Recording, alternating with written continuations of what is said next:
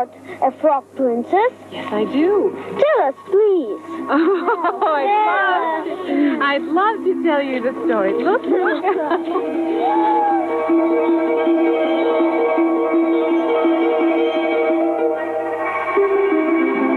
As you already know, Michale Gabriel also likes to tell Russian folk stories.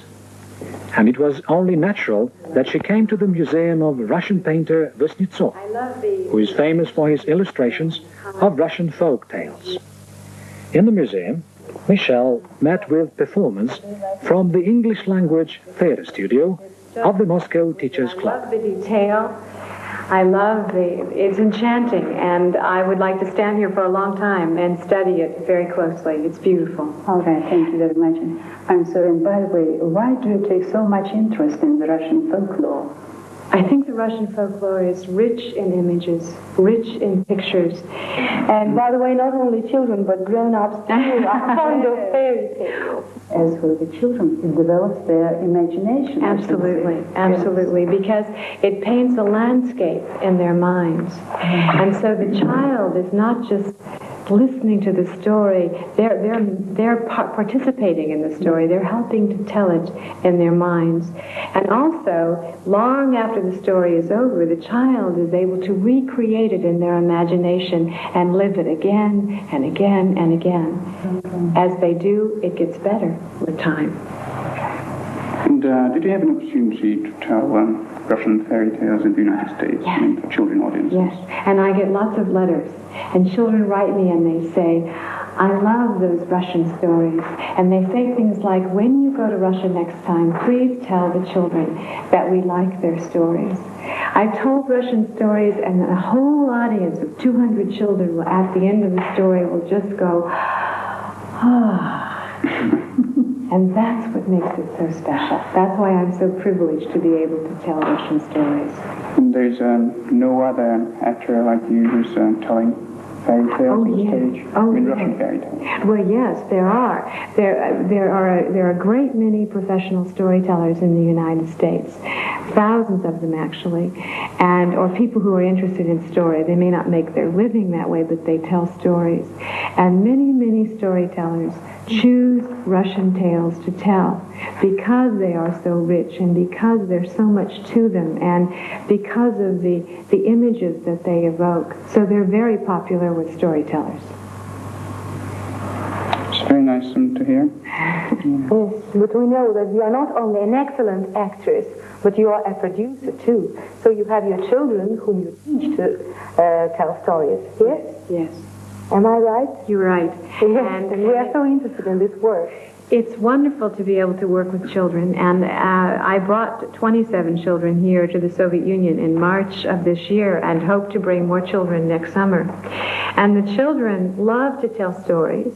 As one child said, I like to tell stories because I like to make people happy.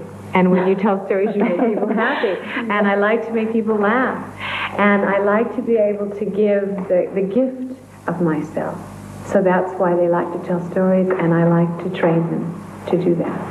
So maybe we'll just, will you please take a seat and rest? Good.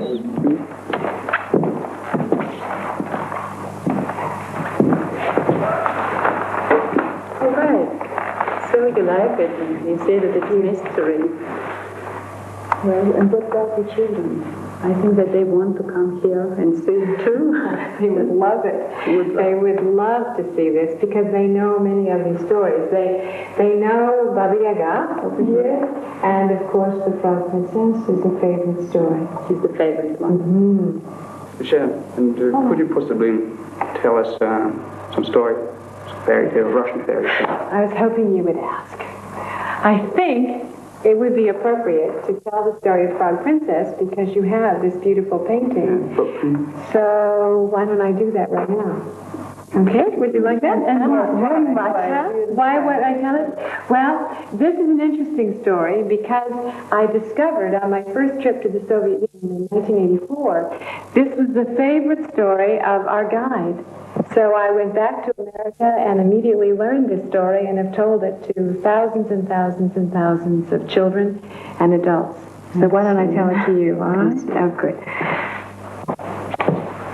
This is a wonderful scene because this takes place in the palace. And this is when Vasilisa is dancing. So I think we should begin the story.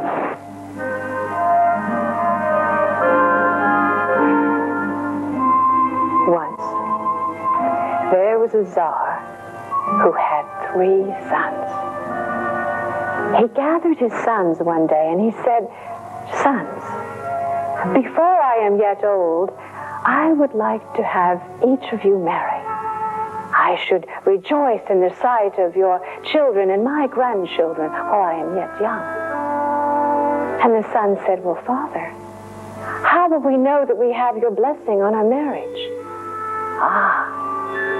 "I shall give each one of you an arrow. I want you to go into the field, shoot the arrow. Wherever that arrow falls, there you will find your destined bride." So the 3 sons went into the field, and the oldest son put his arrow in his bow, and his arrow fell in the courtyard of a rich Tsar, and his daughter picked it up. The second son put his arrow in his bow, and his arrow fell in the yard of a rich merchant, and his daughter picked it up. The third son, whose name was Tsarevich Ivan, he was the youngest. He put his arrow in his bow, and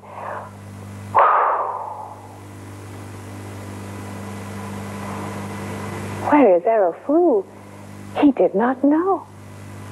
He walked, and he walked, and he walked, and finally he came to a swamp. And there, sitting on a lily pad, was a frog with an arrow in its mouth. And he said, "Frog, give me back my arrow." And the frog said, "I will, if you marry me." "What? I cannot marry a frog." And the frog said, "I am your destined bride." Well, what was he to do? Tsarevich Ivan reached down and he picked up the frog and he took it home. Well, several days later, there was a wedding. The eldest son married the Tsar's daughter. The middle son married the merchant's daughter, and Tsarevich Ivan married the frog. Several days later, the Tsar called his sons. He said, "I should like to know which one of your brides is the best needlewoman. Bring me a shirt in the morn."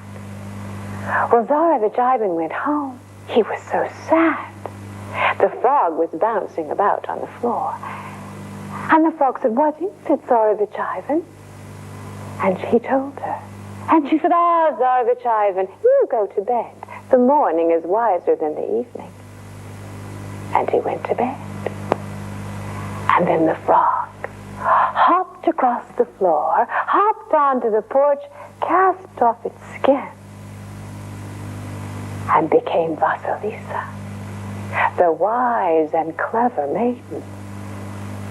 And she clapped her hands. "Come, my women and maids, make haste and set to work. Make me a shirt by tomorrow morn in threads of silver and gold, just like you made my father in colors bright and bold." Well, the women stitched and stitched, and they made a beautiful shirt, and they wrapped it in a towel, and they placed it on the table, And then Vasilisa put back on her frog skin. In the morning, she was hopping about.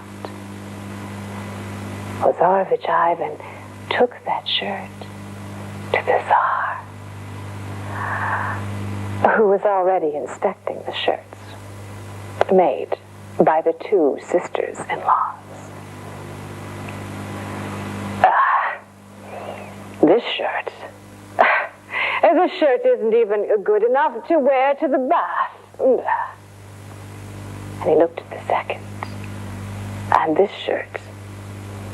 This isn't even good enough for a servant to wear. But when the Tsar saw the shirt that had been made by the frog, oh, he was pleased. Now this shirt is fine enough to wear on a holiday. Well, the two sons went home. They said to their brides, "We misjudged that frog. We think she's a witch, and we'd best watch her." Well, several days later, the Tsar called his sons. He said, "Now, I want to know which one of your brides is the best baker. Bring me some bread in the morning." Well, Tsarevich Ivan went home, and there was the frog hopping about. He told her of his need. She said, "Ah, Tsarevich Ivan, you go to bed. The morning is wiser than the evening." And he went to bed. And then the frog hopped into the kitchen. For who should be looking through the window? But a servant sent by the two sisters-in-laws to spy on the frog. But the frog was so clever. She began to knead the dough. And then she hopped up on the stove, broke off part of the stove, and threw the dough inside. And the servant raced home to tell the two sisters-in-laws to do the very same thing. And then the frog hopped off the stove, hopped across the floor, onto the porch, cast off its skin, and became Vasilisa, the wise and clever maiden. And she clapped her hands. "Come, my women and maids, make haste and set to work. Bake me some bread by tomorrow morn, prepare the dough tonight. Just like you made my father, a soft white dough so light." And they did. And they decorated it all around. And then they placed it on the table. And she put back on her frog skin. In the morning, she was bouncing about. Well, Tsarevich Ivan took that bread to the Tsar, who was already inspecting the breads made by the two sisters-in-laws. They were lumpy and charred. But when he saw, the bread that had been made by the frog, he was so pleased. He announced a grand ball and told the sons to bring their wives. Tsarevich Ivan went home. His head hung low. He did not want to take the frog to the ball. And she said, Tsarevich Ivan, you go on ahead. And later, when you hear a thundering sound, tell the guests to not be afraid. It's your bride coming in her box. Tsarevich Ivan went to the ball. And the sisters-in-laws were there with their bright red lips and roses on their cheeks and their arched eyebrows. And they said to him, Tsarevich Ivan, where's your bride? Couldn't you find a handkerchief nice enough to bring her in? When suddenly there was a huge thundering sound. And he said, don't be afraid. It's my bride coming in her box. Well, all the guests went outside. And there they saw, coming toward them, a gilded carriage drawn by 6 white horses. And out stepped Vasilisa. She had on a gown of sky blue silk studded with stars. She had a crown like the crescent of a moon. She took her husband's hand, and they went inside, and all the guests followed. And then Vasilisa went to the table where the wine was, and she drank some. And she poured the dregs in her left sleeve. And then she went to the table where the swan meat was, and she ate some. And she threw the bones in her other sleeve. And then she took her husband's hand, and they began to dance round and round and round the room. And the guests watched. And then Vasilisa waved her left sleeve, and when she did, a lake appeared. And then Vasilisa waved her right sleeve, and when she did, swans appeared on the lake.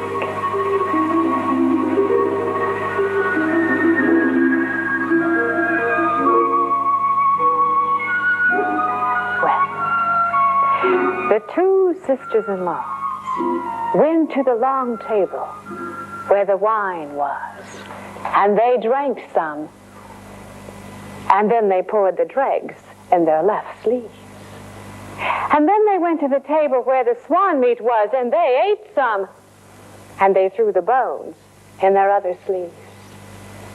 And then they took their husbands' hands, and they began to dance. And then they waved their left sleeves, and wine poured out all over the guests. Well, then they waved their right sleeves. Oh, dear! And bones flew out in all directions.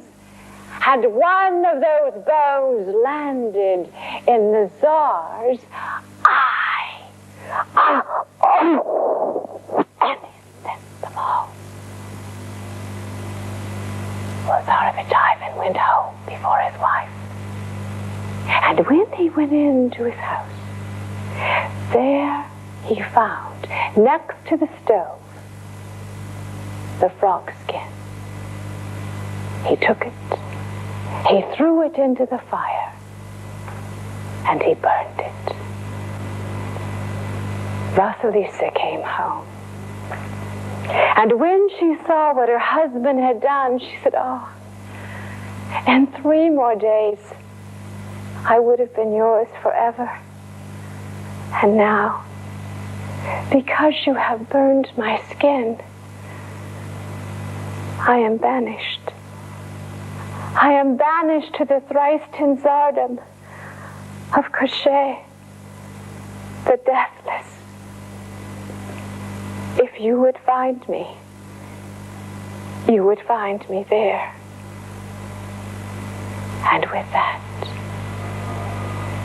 she turned into a cuckoo bird, and she flew out the window. Tsarevich Ivan wept. I do not know how long, but he vowed that he would find his wife. Tsarevich Ivan walked. I do not know how far, but his hat was torn, his boots were worn, until one day he came to a man who was as old could be. And the man, who was as old could be, said to him, "Tsarevich Ivan, You had no right to burn your wife's skin. For you see, her father was very jealous of her because she was so much more clever than he. And so, he cast a spell on her to last 3 years. Ah, but it is done. Now, I want you to take this ball of string and follow it wherever it goes. And Tsarevich Ivan, you be of good courage. And Tsarevich Ivan took that ball of string and he followed it. And one day, he saw a huge black bear. And he was about to shoot the bear when the bear said, "Do not kill me, Tsarevich Ivan. You may have need of me one day." And he spared the bear. And then another day, he saw a drake flying overhead, and he was about to shoot the drake when the drake said, "Do not kill me, Tsarevich Ivan. You may have need of me one day." And he spared the drake. And another day, he saw a hare scampering along the road, and he was about to shoot the hare when the hare said, "Do not kill me, Tsarevich Ivan. You may have need of me one day." And he spared the hare. And then another day, he saw a pike swept up on the shore. And the pike said, "Please, Tsarevich Ivan, throw me back into the water, please." And Tsarevich Ivan took the pike and threw it back into the sea. And then he followed that ball of string until it came to the wood of Baba Yaga, the witch. A Baba Yaga lived in a house on Chicken Lane, and she had teeth made of iron. And he found Baba Yaga sitting in her favorite position on the stove ledge with her crooked nose against the ceiling. And she said, "Tsarevich Ivan, I was wondering when you would come. Oh, it is not going to be easy to get Vasilisa back. For you see, Koshchei has her under his spell, and his death is at the end of a needle. And the needle is in an egg, and the egg is in a duck.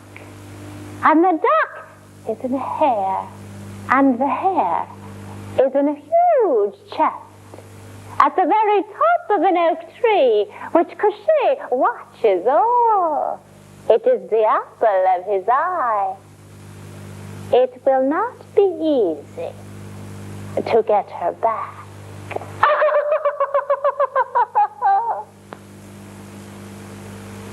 But the next morning, she told Tsarevich Ivan where the tree was.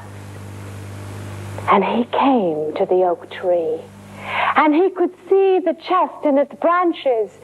And Tsarevich Ivan pushed and pushed at that tree, but the chest would not move. When suddenly, out of nowhere, came a huge black bear, and it attacked the tree and uprooted it, and the chest fell flat. And the lid flipped open, and out scampered a little hare. When, out of nowhere, came another hare attacked the first, and the duck flew high, high into the sky. And then a drake appeared out of nowhere and attacked the duck, and an egg fell down.